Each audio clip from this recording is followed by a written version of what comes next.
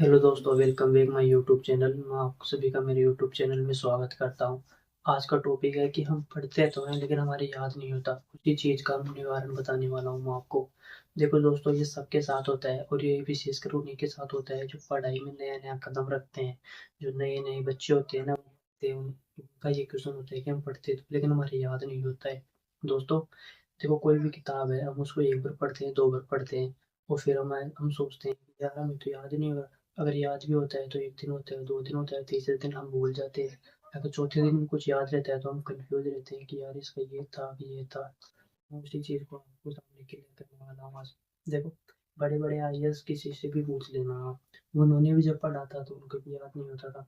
उनको भी कम से कम एक ही किताब, जैसे एक किताब है मेरे पास ही, लूसेंट, ये किताब सबके पास रहती है। ऐसा कोई स्टूडेंट नहीं है जिसके पास लूसेंट की किताब नहीं होती।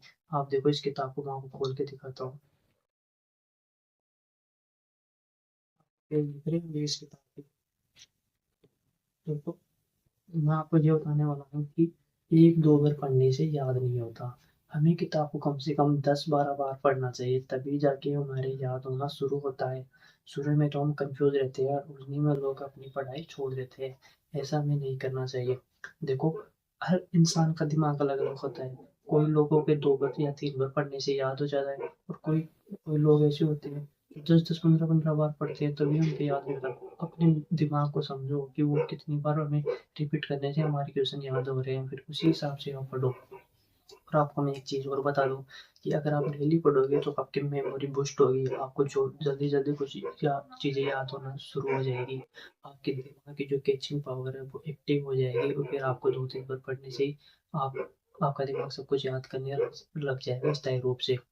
तो रेगुलर पढ़ते रहना और हर एक सब्जेक्ट को टाइम टाइम में पढ़ना। और मतलब कि हर किताब को कम से कम 7-8 बार पढ़ना, तभी जाके आपको क्वेश्चन याद होना शुरू होंगे, वरना आपको क्वेश्चन याद नहीं होंगे। इसलिए आप ये शिकायत किसी से मत करना।